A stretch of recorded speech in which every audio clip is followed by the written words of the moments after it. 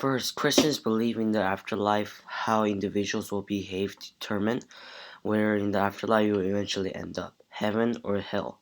The Catholic Church claims there is an afterlife state which is between heaven and hell that they refer to as purgatory. After a time of purgation, the spirit will eventually progress and go to heaven. The Protestants do not accept purgatory. Catholic theology also states that sinners can confess their sins to Catholic priests, and those sins are forgiven forever, no matter what the sins committed may be. Second, Buddhism reflects the basic Hindu doctrines of reincarnation and karma. In addition to the idea that the ultimate goal of the religious life is to escape the cycle of death and rebirth, Buddhists do not want to continue on in the afterlife, which is ultimately means being reborn.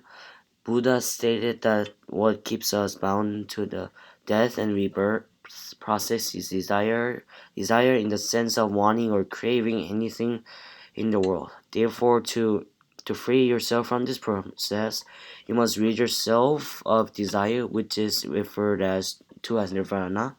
Nirvana is defined as extinction within Buddhism. It refers to the extinction of all craving.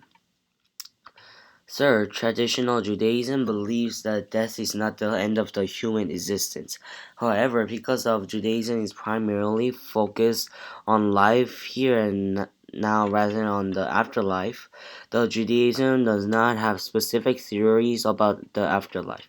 Since there is room for speculation, it is possible to have an Orthodox Jew who believes that the souls of the righteous dead go to a place similar to heaven.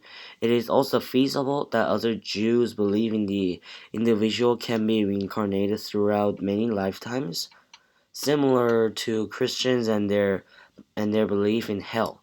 Orthodox Jews can also believe that the sons of the wicked are tormented by demons, or that social no, or that evil souls are destroyed at death and cease to exist. Fourth, the Muslim faith believes that death is complete end of the physical life and beginning of the period of rest until the day of resurrection, when Allah judges the living and the dead. Many Muslims believe that the righteous are able to see visions of God after death, and that the evil can see the visions of hell.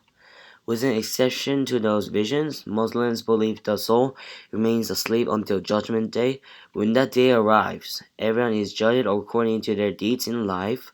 Many Muslims believe that non-Muslims can attain heaven after a period of purification in the fires of purgatory.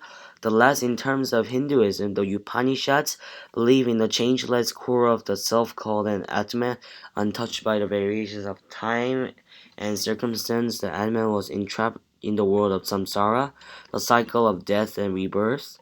Unlike Western ideals of reincarnation, life in this world means suffering. An individual is trapped in the samsara cycle because of the law of karma. In its simplest form, this law operates impersonally, like a natural law, ensuring that every good or bad deed eventually returns to the individual in the form of reward or punishment, depending on the original deed.